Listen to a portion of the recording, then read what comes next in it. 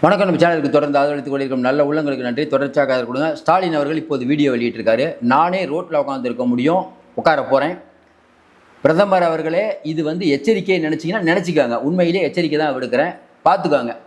60-70 இருந்த திமுகவை பார்க்க போகிறீங்க அப்படின்னு இன்றைக்கி தொட்டுப்பார் சீண்டிப்பார் அப்படிங்கிற மாதிரி ஒரு ஆவேசமான ஒரு காணொலியை வெளியிட்டிருக்காரு. அதை நீங்கள் பார்க்கலன்னா பார்த்துருங்க. இந்த காணொலியை பற்றி முதல்ல உங்களுடைய கருத்து என்ன? நீங்கள் கேட்கலாம், என்னங்க எதுக்காக இந்த இதுன்னு சொல்லாமல் நீங்கள் இப்படி கேட்டிங்கன்னா என்ன பதில் சொல்கிறதுன்னு. ஒன்றும் இல்லை, தமிழ்நாட்டுக்கு பேராபத்து வரப்போகுதான். நீங்கள் கேட்கலாம், தமிழ்நாட்டுக்கு என்னங்க பேராபத்து? தேர்தல் தான் வரப்போகுது, தேர்தலில் தான் பேராபத்துங்கிறாரோ, இவரே சிஎம்மாக இருக்குன்னு நினைக்கிறாரோ அப்படின்னு கூட நினைக்கலாம். நாடாளுமன்றத்தை கூட்டுறாங்க. நாடாளுமன்றத்தை இப்போ கூட்ட வேண்டிய அவசியம் என்ன?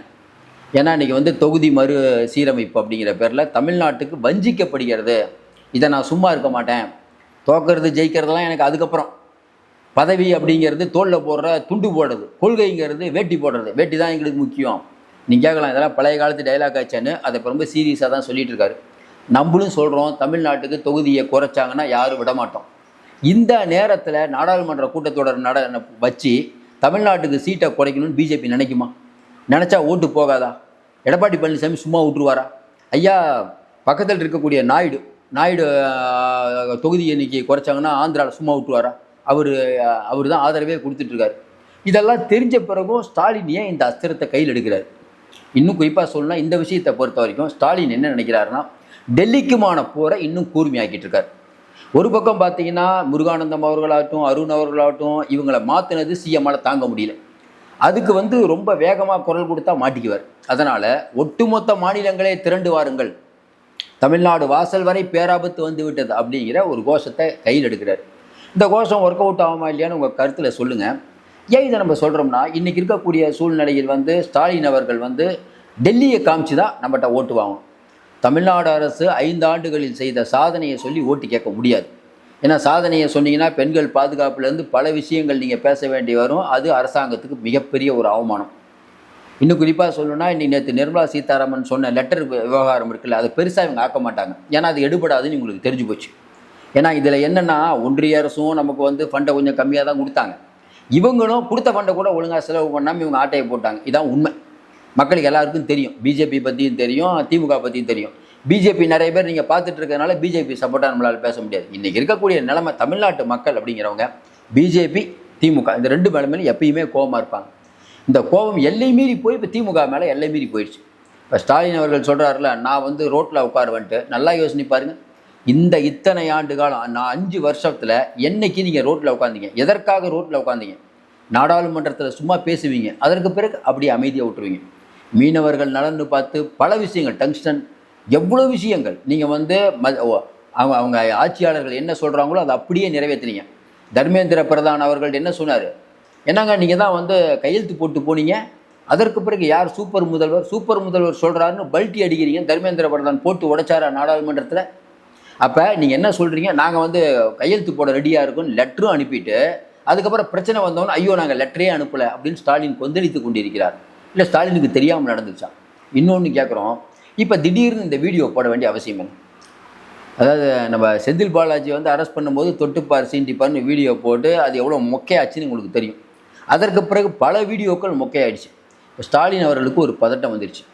அதாவது இன்றைக்கி பழனிசாமி சொன்னார்ல, இது டெல்லிக்கும் தமிழ்நாட்டுக்குமான போர் இல்லைங்க, கொள்ளையடித்து கொண்டிருக்கக்கூடிய ஒரு கும்பலுக்கும் தமிழ்நாட்டு மக்களுக்குமான போர்.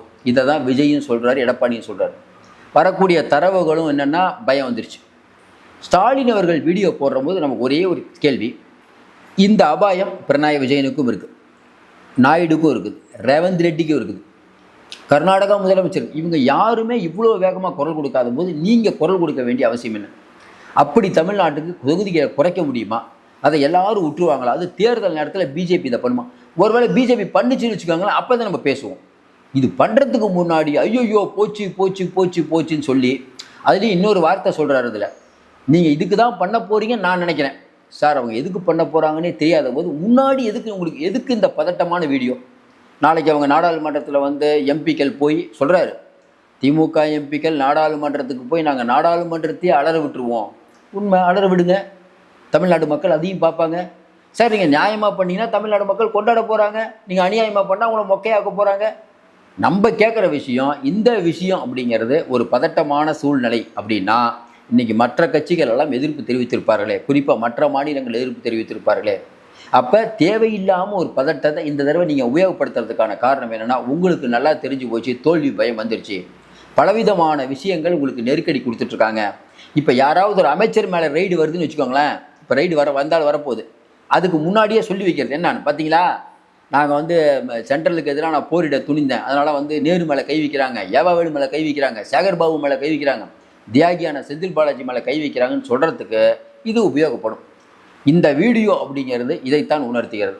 பார்த்துட்டு இருக்க மக்கள் சொல்லுங்கள், இந்த வீடியோவை பற்றி நீங்கள் என்ன நினைக்கிறீங்க? தொடர்ந்து ஸ்டாலின் அவருடைய செயல்பாடு, அவர் பதட்டமாக பேசக்கூடியது, இதெல்லாம் பார்க்கும்போது ஒரு விஷயம் மட்டும் புரியுது. இவங்க நினச்சது ஒன்று, நடந்தது ஒன்று. இவர்கள் அதிகாரிகளை மாற்ற மாட்டாங்கன்னு ஒரு கணக்கு போட்டாங்க, அதிகாரிகளை மாற்றினாங்க. டெல்லிக்கு போய் பிரதமர் மோடியை தனியாக சந்திச்சார்ல சிஎம், என்ன பேசிட்டு வந்தார், அதுக்கப்புறம் என்ன நிதி வந்தது, என்ன தமிழ்நாட்டு கிடைத்தது சொல்லுங்கள் பார்ப்போம். மீனவர்கள் அரசுனா லெட்டர் எழுதுறீங்க, உங்கள் தம்பிகளுக்கு ஒரு பிரச்சனைனா நீங்களே நேரடியாக போகிறீங்க. அப்போ எதை உணர்த்துகிறீர்கள்? அப்போ சிஎம் டைவர்ட் பண்ண பார்க்குறாரு. தமிழ்நாட்டில் இன்றைக்கி இருக்கக்கூடிய ஒரு மோசமான அலங்கோலமான குடும்ப ஆட்சி, எல்லாரும் வெறுக்கக்கூடிய, பெரும்பாலும் வெறுக்கக்கூடிய ஆட்சி தான் இன்றைக்கி நடந்துட்டு இருக்குது. அதற்கு காரணம் சட்டம் ஒழுங்கு சீரியல் சொல்லிக்கிட்டே போகலாம். இதையெல்லாம் மறைப்பதற்காக டெல்லியுடன் போராடுகிறங்கிறதுனால தான் நிர்மலா சீதாராமனை அவர்கிட்ட லெட்டர் போட்டு இது பண்ணுறாரு. இப்போ மோடிக்கு ஒரு லெட்டர் எழுதுறாரு. நான் தெருவில் உட்காருவங்கிறீங்களே, அப்போ நீங்கள் தெருவில் உட்கார்றதுக்கு எத்தனை பிரச்சனைகள் தமிழ்நாட்டில் இதுக்கு முன்னாடி இருந்தது? அப்போல்லாம் நீங்கள் தெருவில் உட்காந்தீங்களா? 100 நாள் வேலை திட்டம் நிறுத்தப்பட்டதே, தொகை நிறுத்தப்பட்டதே, அதுக்கு நீங்கள் எந்த விதமான போராட்டம் நடத்துனீங்க? பல விஷயங்கள் சொல்லிகிட்டே போகலாம். இன்றைக்கி பல பேரிடர் நிவாரணம் நமக்கு கொடுக்கவே இல்லை, பல விஷயத்துக்கு கொடுக்கல. அதுக்கு நீங்கள் தெருவில் உட்காந்தீங்களா? தெருவில் உட்கார்ற பலதுக்கெல்லாம் கொடுக்காம இந்த நேரத்தில் நீங்கள் தெருவில் உட்காடுறீங்க. அதுவும் இல்லாத ஒன்றை பற்றி பேசுகிறது அப்படிங்கிறது உங்களுக்கு பதட்டத்தை காட்டுகிறது.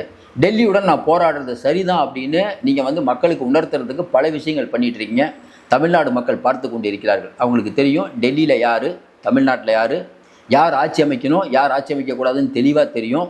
இப்போவும் நம்ம சொல்கிறோம், இன்றைக்கி தமிழ்நாட்டில் பிஜேபி அப்படிங்கிற ஒன்றுக்கு 27 சீட்டு கொடுத்து பிஜேபியை ஒடுக்கி வச்சிருக்கார் எடப்பாடி. பிஜேபிக்காரங்களே நிம்மதியாக இல்லை.